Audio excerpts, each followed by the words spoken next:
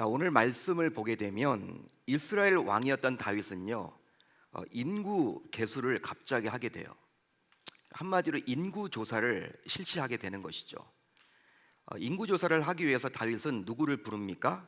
오늘 말씀을 보게 되면 자신의 최측근이었던, 그리고 자신을 왕으로 세울 때 가장 1등 공신과도 같았던, 자기가 아 하면 척하고 알아들을 만한 요압을 부릅니다. 군대 장관 요압을 불러요. 고대 사회에서 군대 장관, 지금의 국방부 장관을 말하는 거죠. 여러분, 지금의 국방부 장관도 뭐 파워가 있겠지만 고대 사회에서 국방부 장관은요 거의 2인자의 위치입니다. 그러니까 왕 다음에 위치일 거예요. 요압을 불러서 인구 조사를 지시합니다. 요즘과는 달리 고대 사회에서 인구 조사란 과연 뭘 말하는 것일까? 바로 군인으로 징병할 자가 과연 얼마나 되는지를 조사하는 거예요. 조사하는 것입니다. 요즘처럼 당시는 병원에서 아이를 낳지 않습니다. 그러다 보니까 한 국가의 왕으로서 주변 나라들과 끊임없이 전쟁을 해야 되는 그런 위치에 있는데, 상황에 놓여 있는데, 자신의 그런 나라에서 군인으로 징집할 자가 과연 얼마나 되는지를 확인할 방법이 없었습니다. 뭐 지금처럼 전산이 잘 되어 있는 것도 아니고 병원이 있는 것도 아니고, 뭐 병원이 있다고 해도 아기를 병원에서 낳지는 않기 때문에 과연 인구가 얼마나 될까 대단히 여러분 궁금하겠죠.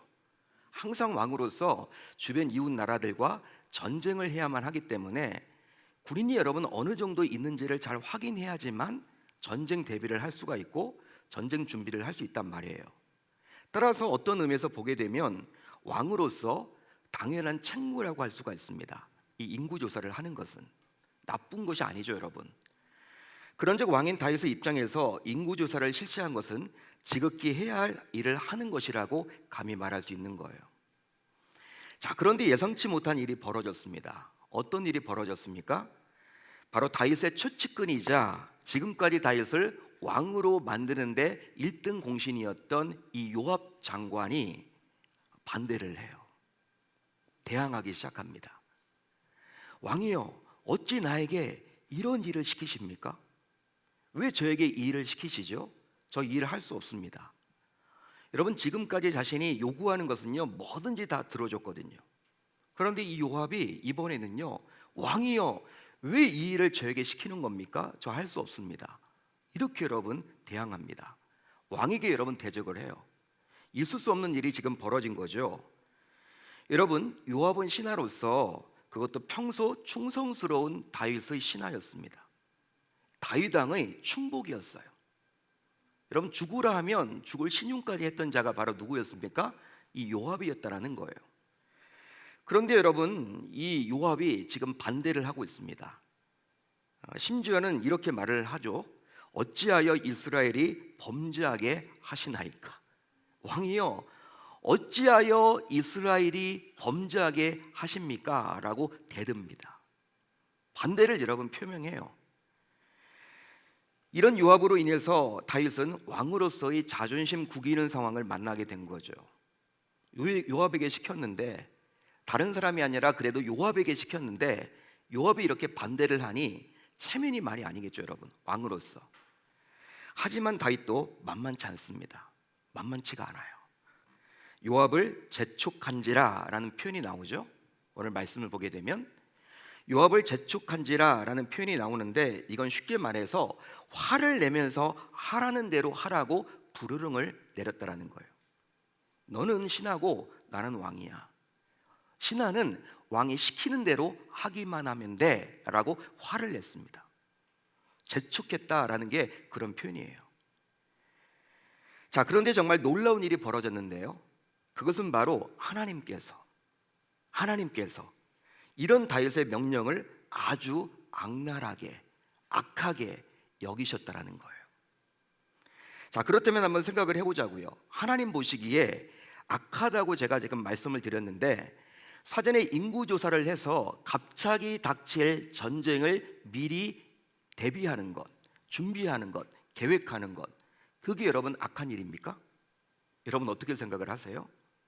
아니, 왕이잖아요, 여러분. 다른 사람이 한 게 아닙니다. 이스라엘의 왕입니다. 왕으로서 전쟁 준비를 하는 것은요 지극히 당연하죠. 여러분, 왕의 역할이 뭘까요? 국민들을 보호하고 주변 이웃 나라에게서 주민들의 안전을 책임지는 게 바로 왕의 역할 아닙니까? 그런데 그러기 위해서는 군대를 여러분 잘 조직하고 군사가 몇 명인지를 잘 파악해서 여러분 이렇게 잘 이렇게 전략을 세우는 것이 얼마나 중요합니까?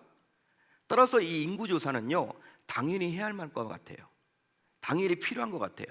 아니, 인구조사를 하지 않는 것이 오히려 왕의 직무를 유기한 것이죠.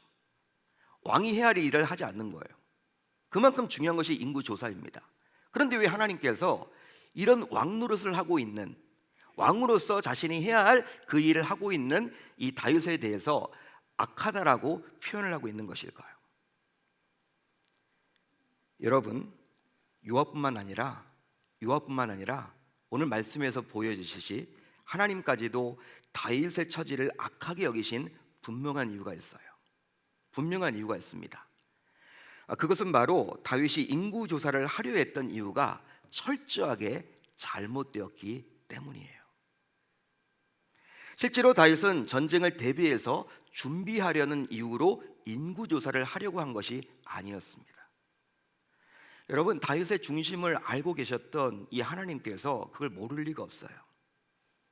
그가 인구조사를 실시한 이유는 바로 그에게 슬그머니 어떤 마음이 들어갔기 때문이에요. 그 어떤 마음은 과연 뭘까요? 그것은 바로 군사의 수요를 드러내어 자신의 힘을 과시하고 싶은 마음 때문이었어요. 군사 여러분 숫자를 파악해서 자신의 파워, 왕으로서 자신의 힘을 과시하고 싶은 이 과시욕이 그에게 있었다라는 거예요. 이것을 지금 누가 모를 리가 없습니까? 하나님. 이런 다윗의 마음을 모를 리가 없습니다. 하나님.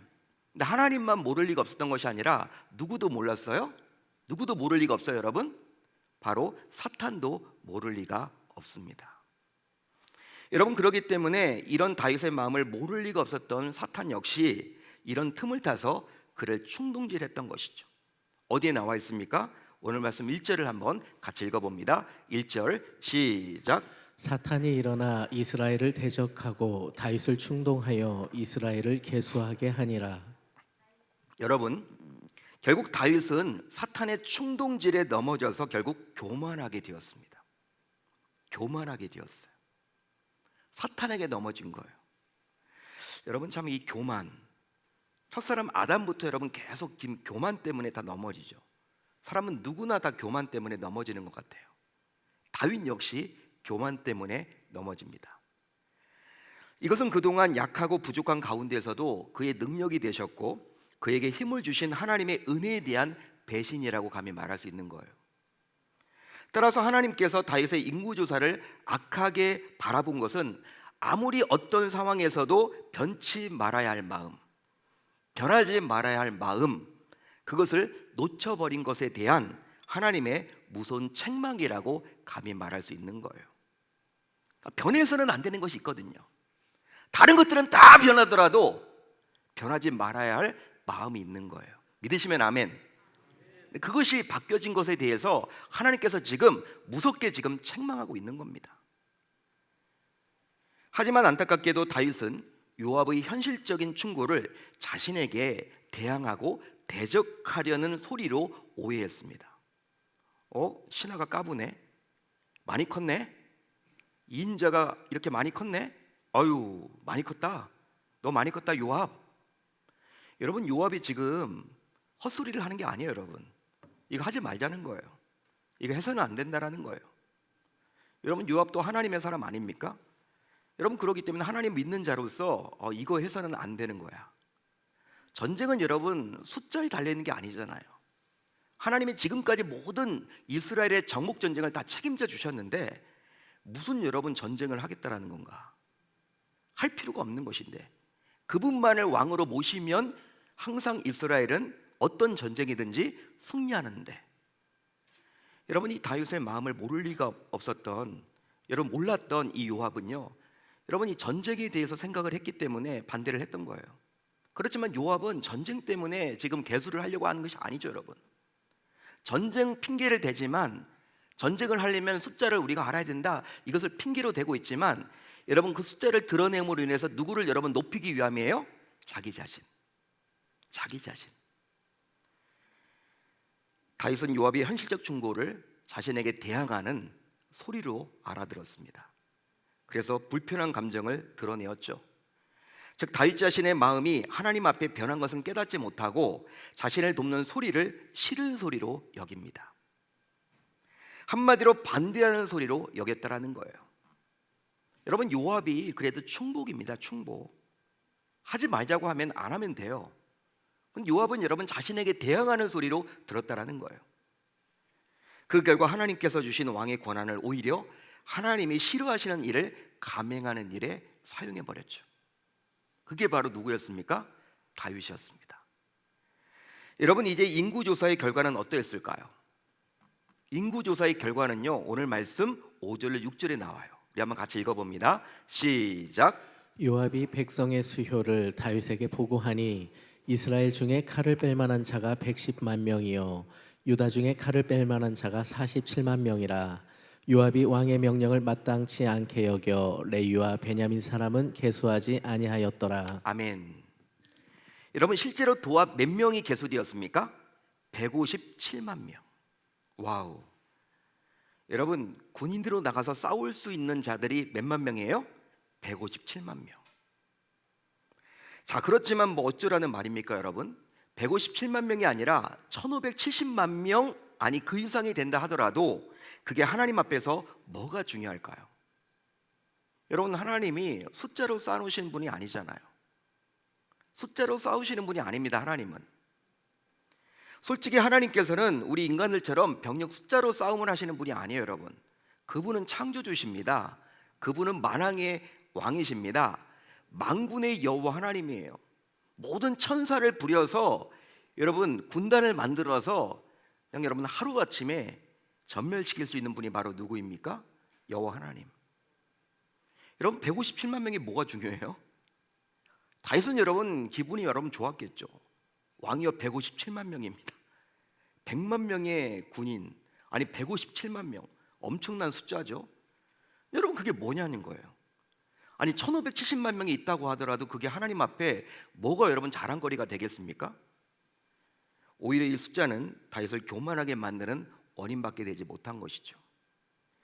여러분, 결과적으로 다윗이 변치 말아야 할 마음을 놓쳐버린 교만의 결과, 이제 다윗은 어떻게 되었을까요?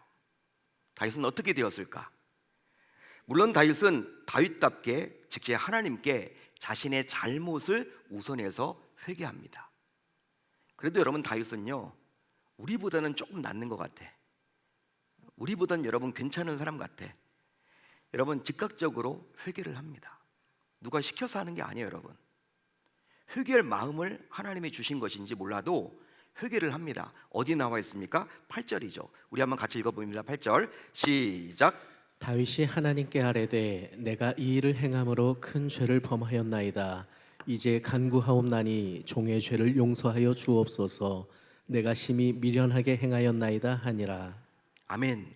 그래도 여러분, 다윗은 다윗이에요. 그래도 회개를 합니다. 누가 시켜서 한 게 아니에요. 여러분, 8절 보면, 자, 그러다 보니 자신의 잘못을 스스로 깨닫고 하나님께 회개하게 되었다라는 것이죠. 할렐루야, 할렐루야. 이건 참 좋은 일이에요. 여러분. 하지만 다윗이 회개해서 하나님으로부터 근본적인 용서를 받았지만 결국 다윗은 죄의 대가를 반드시 치러야만 했어요. 하나님으로부터 용서받는 것은 용서받는 것이고 죄의 대가, 그 결과는 반드시 치러야만 했다라는 거예요. 어디 나와 있습니까? 14절. 우리 14절을 한번 같이 읽어봅니다. 시작. 이에 여호와께서 이스라엘 백성에게 전염병을 내리심에 이스라엘 백성 중에서 죽은 자가 7만 명이었더라. 아멘. 여러분, 이 구절을 잘 보세요. 몇만 명이 여러분 죽었습니까? 7만 명.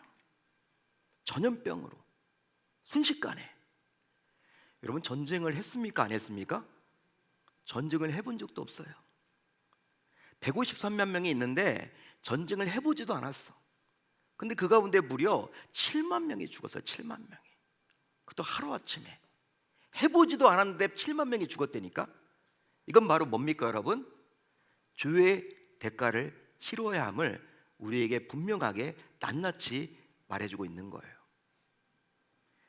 실제 다윗이 저지른 죄의 대가로 결국 한순간에 7만 명이나 백성들이 죽게 되었습니다. 싸워보지도 못하고 몰살 당한 거예요. 여러분 7만 명이 얼마나 큰 숫자입니까? 따라서 전쟁도 해보지 못하고 순식간에 7만 명의 병력이 사라져버린 거예요. 153만 명을 그렇게 자랑하다가 7만 명이 그냥 죽어버린 거예요. 그런지 그가 자랑으로 삼았던 157만 명이 과연 무슨 의미가 있을까요? 그 어마어마한 숫자조차도 하루아침에 사라질 수 있음을 우리에게 성경은 경고해주고 있다는 거예요.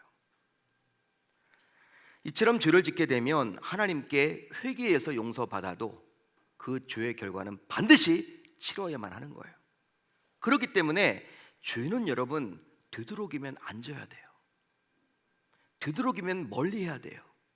되도록이면 도망쳐야 돼요. 죄와 싸워서 이겨야만 할 줄로 믿습니다. 하나님 앞에 회개하면 돼요. 용서받습니다. 그렇지만 그 죄의 결과는 반드시 우리가 감당해야 하기 때문이죠. 사랑하는 성도 여러분, 그러다 보니까 사탄은요 자꾸 우리들로 하여금 죄를 짓도록 만듭니다. 죄를 짓도록 만든다라는 거예요. 우리가 여러분 회개하면 용서받는다라는 거 하나님이 다 알아요. 그렇지만 그 죄의 결과 얼마나 비참합니까? 그렇기 때문에 사탄은 알게 모르게 우리들로 하여금 계속해서 죄를 짓도록 만든다라는 것이죠. 유혹한다라는 것이죠. 여러분 예수님조차도 사탄이 유혹을 했잖아요. 마태복음 4장을 보게 되면 공생애를 앞두고 40일 동안 금식해서 성령 충만했던 예수님조차도 사탄이 와서 유혹을 합니다. 그게 여러분 사탄이에요. 예수님까지도 유혹했다면 목회자인 저, 평신도인 여러분 유혹하지 않겠습니까? 시험하지 않을까요? 시험하죠, 당연히. 왜? 아무리 하나님 앞에 용서를 받아도 죄의 대가와 결과는 비참하게 우리가 치러야 하기 때문이에요. 여러분, 예수님을 하나님으로 믿는 신자인 우리도 변치 말아야 할 마음이 있습니다. 변치 말아야 할 마음이 있어요. 그것은 바로 모든 것이 하나님의 은혜라는 것, 그리고 하나님이 하셨다라는 것을 인정하는 것, 그리고 하나님 앞에서 나는 무익한 종이라는 사실입니다. 여러분 믿으시면 아멘, 동의가 되시면 아멘. 이것만큼은 우리가 놓쳐서는 안 돼요. 그런데 문제는 자기 스스로 자신을 드러내고 싶을 때가 있습니까 없습니까? 있다라는 거예요. 있습니다. 목회자인 저도 있고 평신도인 여러분들도 다 있어요. 한마디로 지난날 자신이 이루었던 결과물들을 슬그머니 드러내고 싶을 때가 있어요. 즉 공로주의, 인정 욕구, 칭찬 욕구가 어느 순간 자신에게 찾아옵니다. 인정받고 싶은 거예요. 칭찬받고 싶은 거예요. 나를 좀 알아주세요. 내가 이렇게 했습니다. 나를 좀 칭찬해 주세요. 나를 좀 인정해 주세요. 여러분 이런 욕구가 여러분 사람마다 다 있어요. 그러다 보니 자신을 몰라주며 어떤 인정을 해주지 않으면요 삐지기도 하고 섭섭함이 생기는 거예요. 자, 그렇지만 이런 우리의 생각을 누가 가장 잘 알 수 있을까요? 여러분 이런 우리의 생각을 누가 가장 잘 알아요? 사탄이죠, 사탄. 하나님도 아시지만 여러분 사탄이 먼저 압니다.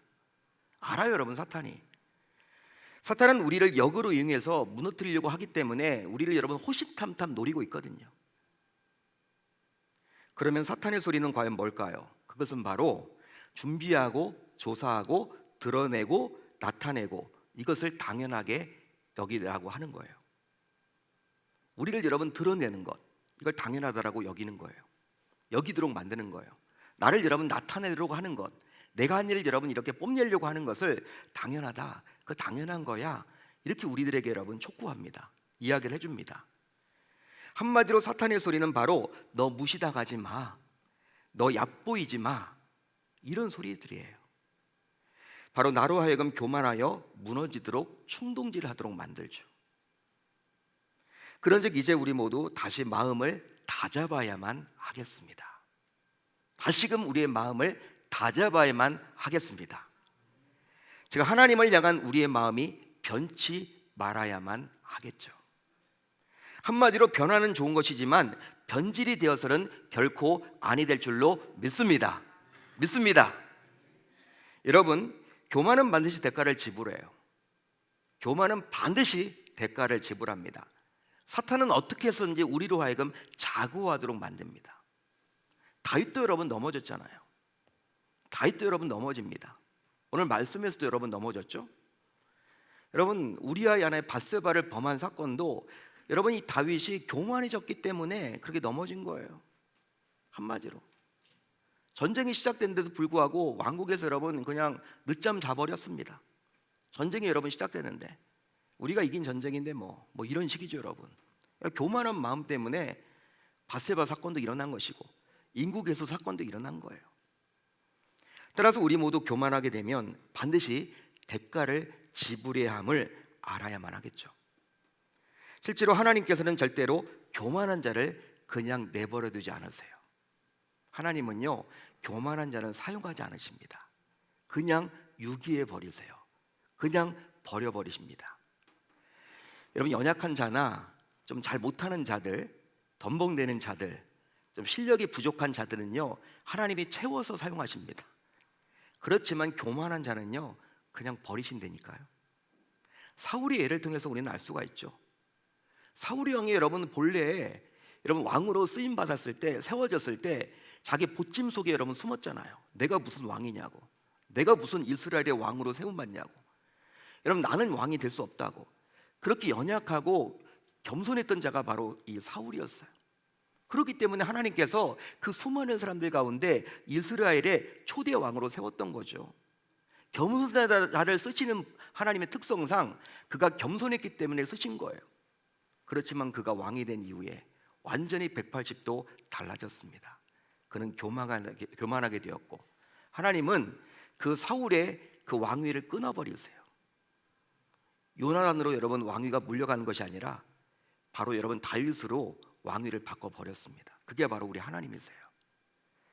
그러기에 하나님께서 보시기에 교만은 노골적인 교만도 교만이지만, 그렇기 때문에 슬그머니 교만도 역시 교만이기에 교만하게 되면 결국 하나님께 버림받게 된다는 사실을 우리 모두 반드시 이 밤 기억해야만 하겠습니다. 그런즉 이제부터 우리 모두 사탄의 소리에 주의해 봅시다. 사탄의 소리에.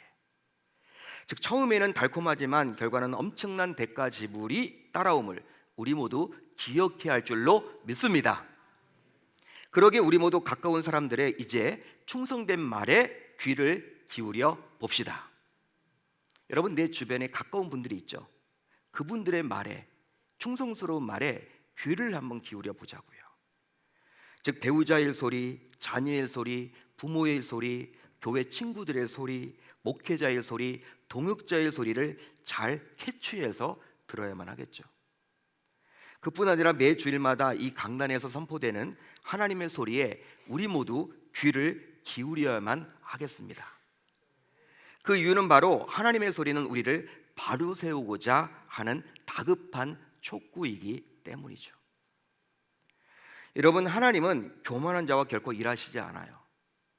하나님의 특성은 교만한 자와 결코 일하지 않습니다. 저도 이 말씀 여러분 준비하면서 참 여러분 이 말씀 전해야 되나? 나도 교만한데 내가 전할 자격이 되나? 참 부대꼈어요 여러분. 나도 그렇게 살지 못하다 보니까. 근데 여러분 실제 하나님은요 교만한 자와 같이 일하지 않으세요. 즉 자기를 드러내려는 자를 결코 사용하지 않는다라는 거예요. 그러기에 어떤 일을 잘하는 것보다 더 중요한 것은 변치 않는 마음을 가져야 할 줄로 믿습니다. 이제 금년도가 시작된 지도 어느덧 3개월이 훌쩍 지났어요.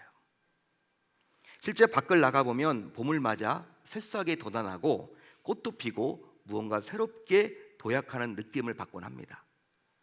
봄이 온 거예요 여러분. 자, 그러다 보니까 우리는 뭐라도 해야만 할 것 같아. 여러분 그렇죠?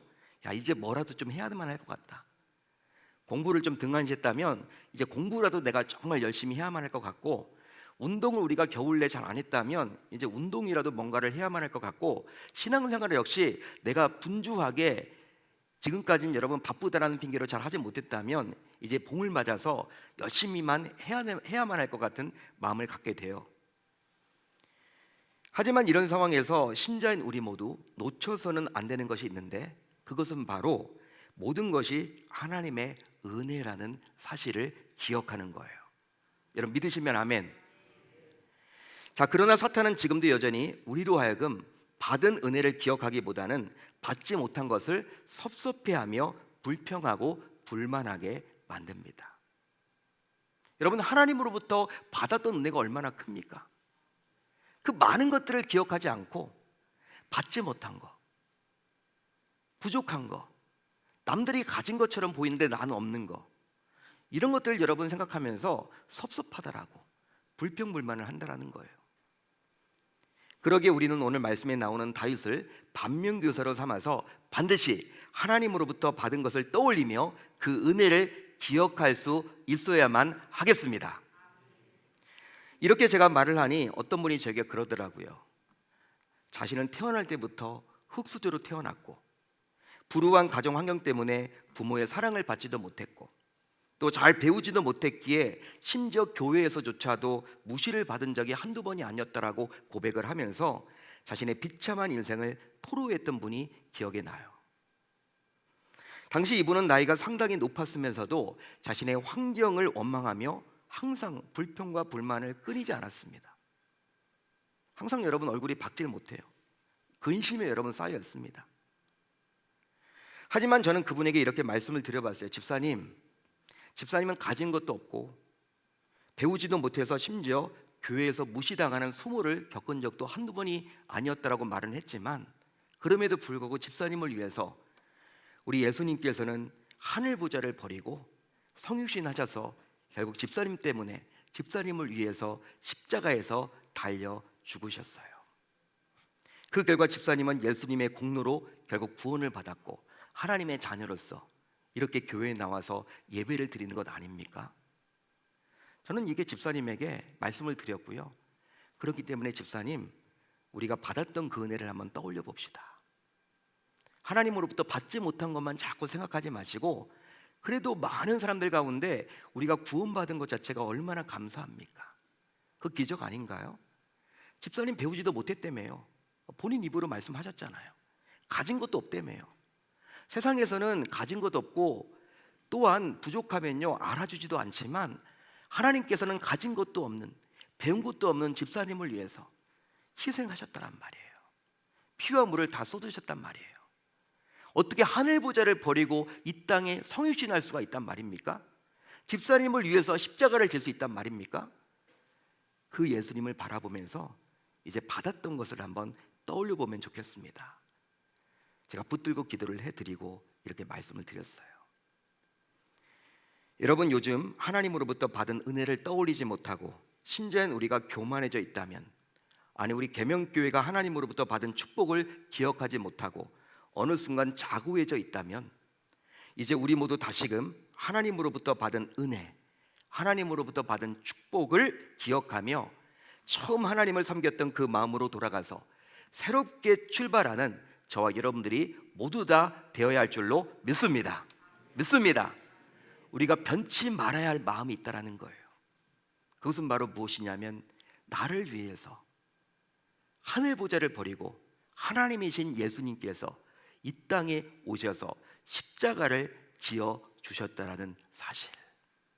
그 결과 거저 우리는 구원을 받았다라는 사실. 우리가 잘난 것이 전혀 없는데 그분이 피와 물을 다 쏟으시면서까지 나를 사랑하시고 지금도 내 마음속에서 나를 좌지우지하고 계신다라는 그 사실. 성경 말씀이 하나님의 말씀으로 믿어지는 그러한 기적을 경험하게 되었다라는 사실. 성경 66권을 피면 각종 기적과 이적이 나타나는데 이게 정말 일어났다라는 것이 믿어진다라는 사실. 예수님께서 물 위를 건너셨고 홍해가 갈라졌고 이 모든 것이 다 믿어진다라는 사실. 여러분, 이게 은혜 아닌가요? 여러분 어떻게 생각하십니까? 처음 우리가 가졌던 그 믿음, 처음 우리가 예수님 만났던 그 경험, 그 체험, 그 기억을 우리가 천국 가는 그날까지, 하나님의 부르심을 받는 그날까지 잊어서는 아니 될 줄로 믿습니다. 그걸 여러분 있는 순간 사탄이 여러분 틈을 타서 우리를 여러분 이렇게 막 죄를 짓도록 만들고 교만하게 해서 결국 다윗이 넘어졌듯이 우리도 넘어지는 그런 것들을 반복할 수밖에 없다는 사실을 깨닫고 오늘 말씀을 여러분들 꼭 기억하셔서 제2의 다윗, 제3의 다윗이 다 되지 마시고 죄와 멀리 떨어져서 살아가는 저와 여러분들이 다 되실 수 있기를 우리 주님의 이름으로 축원합니다. 그렇게 한번 살아보겠다라고 다짐하고 결단하는 저와 여러분들이 다 되었으면 좋겠습니다.